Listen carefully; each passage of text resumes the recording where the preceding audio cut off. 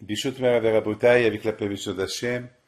Aujourd'hui, nous allons parler d'un sujet euh, d'argent. Haramim me disent que, avant que Akadosh Baruch Hu ait libéré les Israël de l'Égypte, il a dit à Moshe Rabbeinu, Moshe, s'il te plaît, supplie les Israël qui ne sortent pas les mains vides, qui sortent de l'Égypte avec de l'argent. Alors, Moshe Rabbeinu, il le dit aux Bnei Israël, et les Bnei Israël, ils n'ont pas voulu. Ils ont dit non. Ils ne veulent pas. Ils ont dit non, ça, avec tout ce que nous avons vu Hachem a fait pour nous, déjà 400 ans d'esclavage, et on a vu que Hachem, il peut tout faire. Tous les makotes, tous les coups qu'il a portés aux Égyptiens, aucun juif n'a été touché. Imaginez-vous, il pleut, il y a la grêle, elle tombe sur l'Égyptien, elle tombe pas sur les juifs. Elle saute les maisons juives, c'est la folie. Les bêtes des juifs, ils meurent pas, dont la magéfa qu'il y avait, la pandémie qu'il y avait, et les animaux égyptiens, ils meurent. Makat Shehin, la lèpre, les Égyptiens, ils sont lépreux, les Juifs, ils sont pas lépreux. Makat Dam, les Juifs, ils boivent de l'eau, les Égyptiens, ils boivent du sang, les deux, ils vont boire dans le même verre, le Juif, il boit du sang, de l'eau, l'Égyptien, il boit du sang. Ils ont vu les miracles. En plus, ils ont vu que le Nil, il va plus à l'encontre de Pharaon. Parce que lorsque Pharaon il arrivait au Nil, le Nil, il venait vers lui. Et donnait à boire à toute l'Égypte. Là, ils ont vu Pharaon ridicule. Ils ont vu que Hachem, c'est le patron. Donc, ils disaient à Moshe Rabbeinu, on n'a pas besoin. D'ailleurs, pour vous dire, pour vous prouver que les Juifs ils sont arrivés à une Mouna, en Akadosh Baruch Hu extraordinaire, c'est que même les provisions, ils ne les ont pas préparées. Vous imaginez des mamans qui avaient plein d'enfants, des vieux. Personne n'a préparé. C'est écrit Vegam Tzeda lo Asolahem.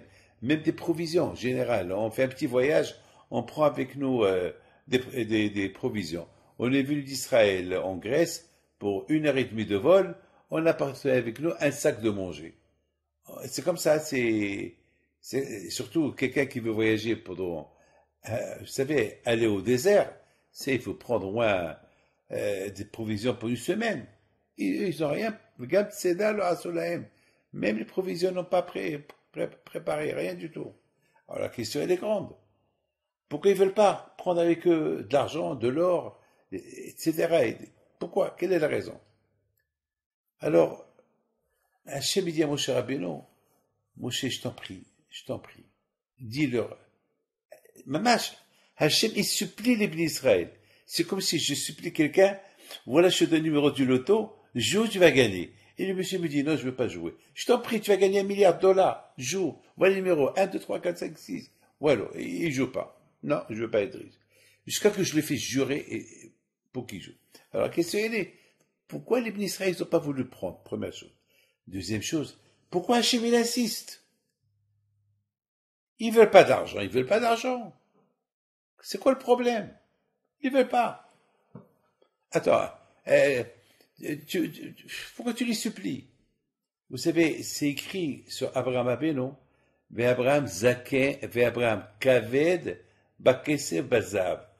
Alors, on explique, Abraham était lourd, il avait beaucoup d'or, d'argent, alors c'était lourd à transporter tout ça. Mais les Baal Moussar et dans la Hasidut, ils expliquent une autre explication. Ils disent qu'Abraham Abinu était léger uniquement à être au service d'Hachem. Mais au service du matériel, c'était lourd pour lui.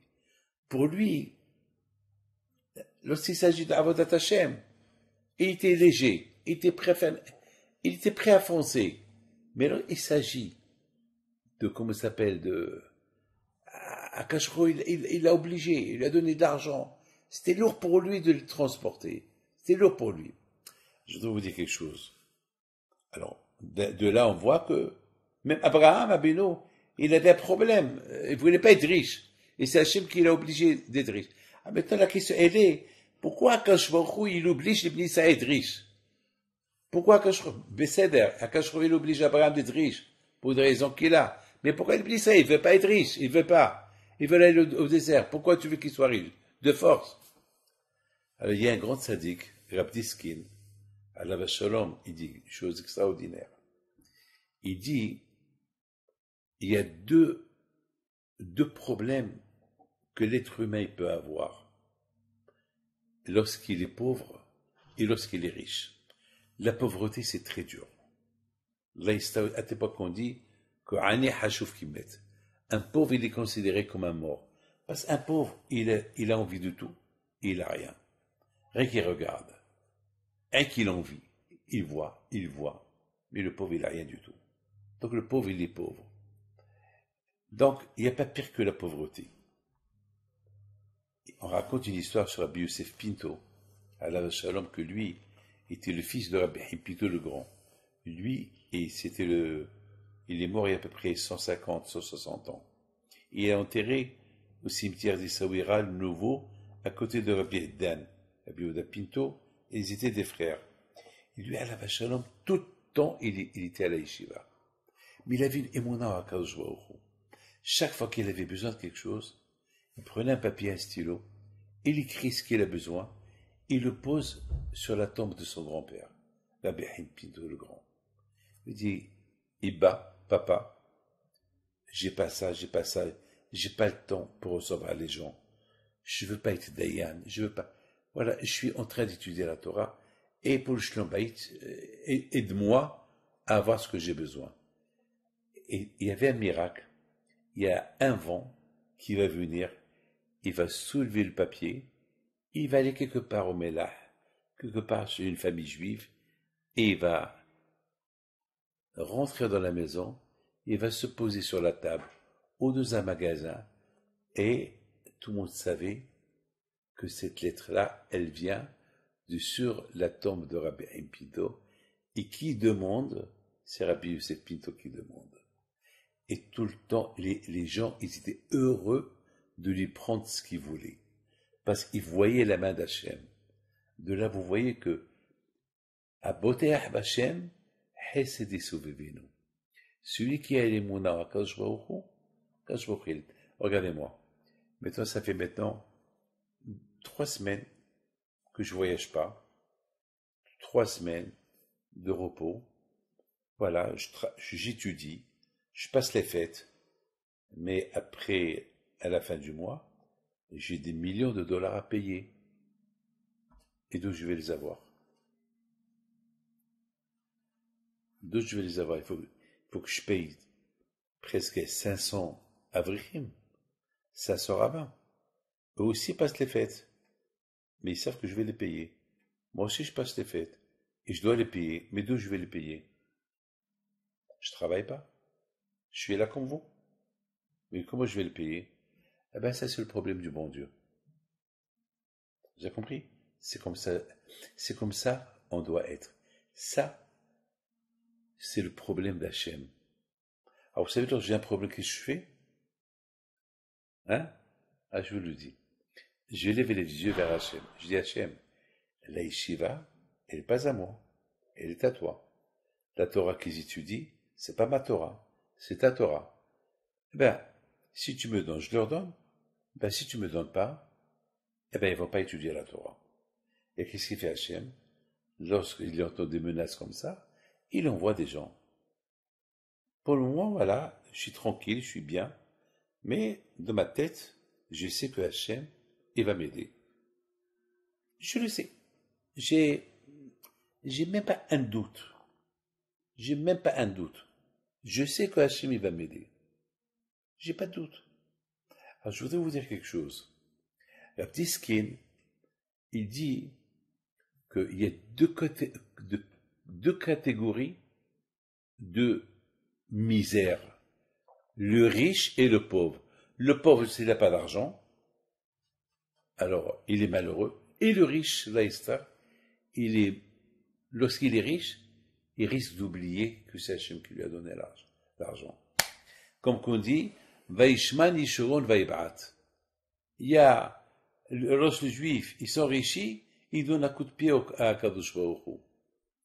Ils donnent un coup de pied à Kadosh Baruch Hu. Il oublie que c'est Kadosh Baruch Hu qui lui a donné. Alors, donc, c'est les deux choses qui sont un peu dangereuses pour la personne. Alors, il y a eu un élève de Rav Diskin. Le soir, il vient, il tape à la porte de Rav Diskin. Il pleure. Je dis, pourquoi tu pleures?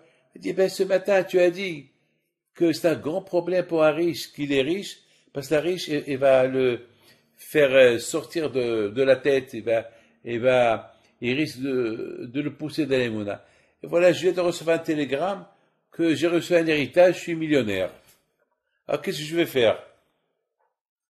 J'ai peur que cet argent, il va me bloquer la tête, il va me rendre un peu, je vais donner un coup de pied à Kadosh Baruch Hu. Il dit ce qu'il a dit, tu fais la bracha? Parce que tu es riche? Quelle bracha il faut faire? Il faut dire Hatov Amitiv. Lorsqu'on est pauvre ou devient riche, on dit Hatov, vous savez ce qu'est Hatov Amitiv? Merci Hachem que tu as fait une tova pour moi. Elle lui dit, mon fils, garde ton argent et Hazak, tu es riche. Lorsque j'ai dit ce matin, la richesse, elle n'est pas bien. Elle n'est pas bien pour ceux qui savent, pour ceux qui vont utiliser leur argent dans les mauvaises choses. Mais ceux qui ont de l'argent, ils savent utiliser l'argent comme la famille Reichmann. Il y a beaucoup de juifs que je connais qui sont milliardaires, et ils font tzedaka, ils font du hesed. Eux-mêmes, à la Shalom, il y a il est encore vivant. Il est très malade, je ne peux pas dire son nom, très vieux, il a peut-être 100 ans aujourd'hui. Il s'appelle Monsieur Gillick. Milliardaire, il prenait le métro à New York. Il n'avait pas. C'est un milliardaire, il a un grand diamantaire, il donnait presque des centaines de millions de dollars de tzedaka. Il prenait le métro comme tout le monde. Et Rabbi Moshe Reichmann, alav shalom, était aussi multimilliardaire. Si vous voyez comment il habitait comme un pauvre. C'est-à-dire que l'argent, il l'a pas rendu fou. Alors Rav Diskin, il a dit à son élève, si vous savez comment agir avec l'argent, vous n'avez rien à craindre. Mais si vous savez pas comment agir avec l'argent, ça peut être un problème. Ah, mettons, d'après ça, j'ai compris. Les Bnei Israël, ils n'ont pas voulu l'argent. Pourquoi? Ils ont dit, Hachem, on t'adore, on t'aime, on est bien avec toi. Et si tu nous donnes l'argent, on va devenir comme des esclaves à l'argent. On va pas te connaître, on va dévier de toi, on va plus avoir l'émouna en toi, on va te donner un coup de pied. Et Akash leur a dit, non, faites comme Abraham Abinu. Même Abraham Abinu était riche, il m'a pas donné un coup de poing. Et lorsqu'on sait quoi faire avec l'argent, lorsqu'on est patron de l'argent, alors on n'a pas peur. Mais lorsqu'on est l'esclave de l'argent, alors là c'est un problème. Alors votre grand-père Abraham Pinto alav shalom, lui, il n'était pas esclave de l'argent. Lui, alav shalom, toute sa vie, votre grand-père, je parle de votre grand-père, toute sa vie, lorsqu'il allait dormir, s'il avait de l'argent dans ses poches, alors il va dire, ça, demain je les donne à tel et tel. Et c'est là qu'il pouvait aller dormir. Et jamais il va aller dormir lorsqu'il sait qu'il a de l'argent à lui dans sa poche. Un soir, et même Saouda, sa femme, elle a pris un peu de l'argent de sa skara. Skara, à l'époque en arabe, on l'appelait skara. C'était une pochette en cuir que les gens mettaient sur eux. Une pochette, on l'appelait skara. Et là-bas, il avait de l'argent. Et Mme Shouda, il a pris un peu d'argent parce que c'était jeudi soir, pour vendredi, pour acheter pour le Shabbat. Et puis, alav shalom, il se réveille, il n'arrive pas à dormir. Imam Saouda lui dit, Bihiyem, c'est la nuit. Tu dors pas un peu, tu dors pas. Hein. Elle dit, j'arrive pas à dormir. À l'époque, il n'y avait pas de cachet, les Xomil pour dormir. Je lui ai dit, moi, Saouda, c'est la folie. Ah, regarde, la seule chose qui lui est revenue à la tête, si j'arrive pas à dormir, c'est que j'ai pas fait cette tzedaka aujourd'hui. Il dit à sa femme, Saouda, je sais pas si j'ai assez donné aujourd'hui de tzedaka. Dis-moi, est-ce que tu as touché ma pochette, mascara? Elle dit, ben, j'ai pris un peu des pièces pour demain. Ah! C'est pour ça que j'arrive pas à dormir. Alors, tout de suite, remets-les à sa place, et demain, n'aie pas peur, je te donnerai de l'argent. Alors, elle a pris l'argent, elle les a remis à sa place, et elle est partie dormir. Alors, sur cette histoire, une fois, j'ai dit, la différence qu'il y a entre nous et Rabbi Haïm Pinto. Lorsque nous, on a l'argent, c'est là on va dormir. Et lorsque nous, on n'a pas d'argent, on n'arrive pas à dormir. Chez Rabbi Haïm Pinto, c'est le contraire. Lorsqu'il avait l'argent, il n'arrivait pas à dormir. Et lorsqu'il n'avait pas d'argent, c'est là où il avait à dormir. Pourquoi? Parce que Rabbi Haïm Pinto, il avait les Mouna Kajbo. Ça veut dire, lorsque tu n'es pas l'esclave de l'argent, alors, le contraire, avec l'argent, tu peux faire que du hesed et des mitzvot. Alors, ça, ce que je vous ai dit au Béni Israël, Béni Israël a dit, écoutez, faites-moi plaisir. Prenez l'argent. Mais il faut savoir quoi faire avec. Malheureusement, Korah, l'argent, il a rendu bête. Korah, l'argent, il a rendu fou. Avec l'argent, il est devenu un rachat. Il a fait une révolution contre Moshe Rabbeinu. Alors, on dit, pourquoi on dit, il y a un proverbe qui dit, de Shlomo Melech al-Vacher, il dit, que beaucoup de fois, que Dieu préserve l'argent, Shamour la Adam le Ra'ato. Beaucoup de fois, l'argent, il est destiné à l'homme pour son mal. C'est quoi l'explication? L'explication, c'est comme je viens de vous dire. Si on sait comment gérer l'argent, on n'a rien à craindre. Le problème est, si on ne sait pas comment gérer l'argent. Si on ne sait pas comment gérer l'argent, c'est ça le problème. C'est ça le problème. Donc, lorsqu'Akash Baruch Hu nous a libérés de l'Égypte, Hachem il a fait à ce que on est sorti avec beaucoup d'argent. Beaucoup, beaucoup d'argent. Moi, il faut que j'explique une chose. Pourquoi Akash Baruch Hu il a forcé les Juifs à prendre de l'argent? Parce que maintenant, sous le choc des miracles, ils sont enthousiastes à avoir la Emouna au Akash Baruch Hu.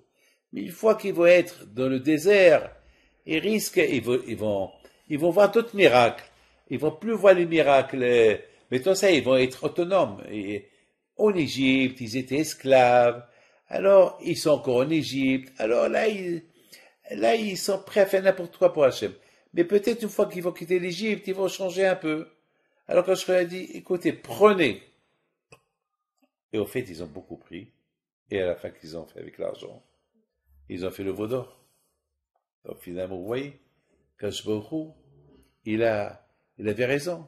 Lorsqu'il leur a dit, je sais qu'un jour vous allez regretter que vous avez pas pris l'argent. Déjà, à cause de l'argent que vous avez prêté, que vous avez pris, vous avez fait le veau d'or. Alors si je vous aurais rien donné, qu'est-ce que vous aurez dit? Ouais, on a travaillé 400 ans, on n'a rien fait, tu nous as rien donné, mais c'est vous qui n'avez pas voulu. Mais toujours le juif, jamais les juifs, ils donnent des compliments à Kadosh Baruch Hu. Toujours le juif, il se plaint. Toujours il se plaint. Ben, mais là, c'est dur de voir un juif qui se plaint pas. Toujours il se plaint. Toujours les juifs, il se plaint. Toujours il se plaint. Et c'est la raison pourquoi, à Kadosh Baruch Hu, il nous a supplié pour prendre l'argent, prenez l'argent et soyez les patrons de l'argent. Soyez les patrons de l'argent. Il y avait une fois, c'est un juif que je connais bien. Ça, c'est une histoire qui s'est passée avec votre grand-père, mon père, Alabashab et Moshe Pinto. Il y a un juif qui venait chez mon père, un riche, et lui, lorsqu'il marchait dans la rue, il jette l'argent aux pauvres. Il leur jette, pam, pam, il jette. Il vient chez mon père, pour le bracha. Mon père, il a béni. Et qu'est-ce qu'il fait à mon père? Il prend quelques billets, il lui jette comme ça sur la table. Et mon père lui dit, Baba, il s'appelle Baba, je ne peux pas dire son nom de famille. Il est mort déjà. Il dit, Baba, je suis pas un Annie, je suis pas un pauvre. Moi, je suis pas, je t'ai pas demandé l'argent. Tu peux les prendre. Il a dit, au lieu que tu me dis merci que je te donne, tu me dis pourquoi je te donne. Mon père lui dit, Baba, prends ton argent. Ne joue pas avec moi. Prends ton argent. Baba, il est parti. Là, c'était le même jour, il est rentré en prison. Il a fait une bêtise, je sais pas. Ils l'ont vendu parce qu'il faisait contrebande. Quelqu'un l'a vendu. Ils l'ont pris en prison. Les gens lui ont dit, ça c'est le Onesh de Rabbi Moshe. Il a dit, ah! Ils l'ont supplié pour aller demander pardon à Rabbi Moshe. Alors lui, il était en colère, mais de l'autre côté, toute sa famille, ils lui ont dit, il faut aller demander pardon. Après, une fois qu'il est sorti de la prison. Alors ils ont averti mon père, voilà, Baba, il va venir certainement, il va t'apporter un gros don, parce que il a vu que le même jour il est, et là il fait teshuvah. Mon père, la Vachem, lui a dit, il leur a dit, je ne veux pas qu'il vienne chez moi, je ne veux pas de son don, et je sais qu'un Baal Gava, il restera toujours Baal Gava. Un orgueilleux, il restera toujours un orgueilleux. C'est mieux qu'il ne vienne pas me voir. Ils lui ont dit non, il va venir. Bon, il est venu, ils sont venus avec lui, toute sa famille. Il est rentré chez mon père avec un orgueil. Il dit à mon père, on m'a dit de venir chez toi pour je te demande pardon. Moi, je ne vois pas qu'est-ce que je t'ai fait. J'ai l'habitude de donner l'argent, je jetais l'argent aux gens. Ben, ça, ce que je t'ai fait. Alors maintenant, voilà, j'ai pas besoin de ta bracha. Voilà, je te donne un don. Il le met sur la table et il est parti. Mon père lui a dit, Baba, reprends ton argent. Mais je ne l'ai pas jeté. Baba, reprends ton argent.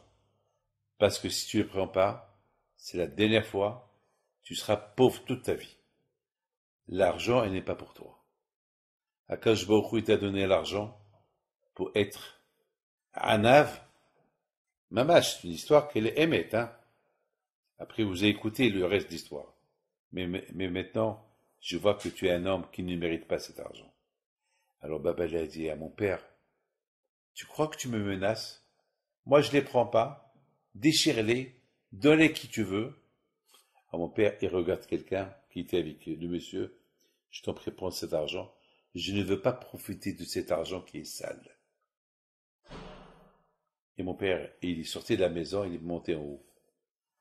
La même semaine, Leicester, la police, elle est venue chez lui parce qu'il faisait de la contrebande.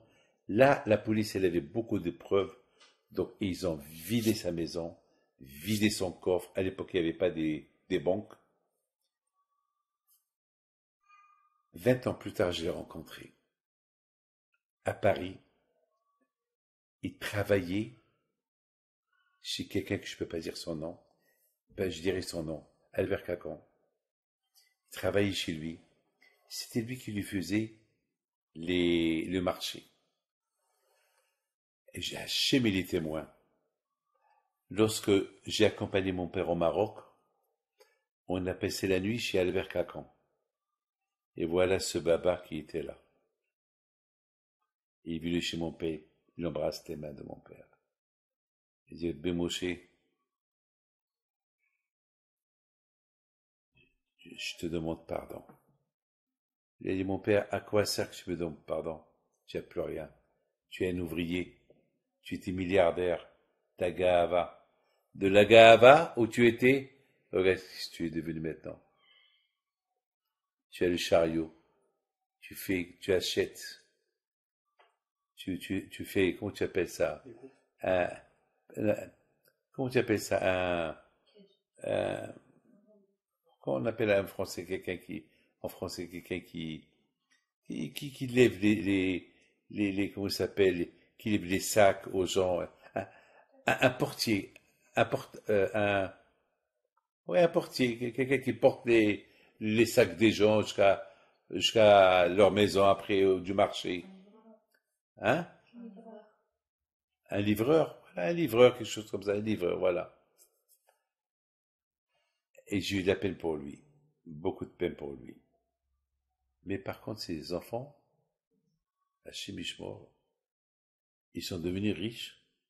Il y a 2, 3 ans, ils sont devenus pauvres. On dirait de l'histoire que la pauvreté, elle les suit encore. Il les suit encore. Donc vous voyez que l'argent que Hachem y donne, elle est bien. Mais si on sait comment se comporter avec, comment l'utiliser.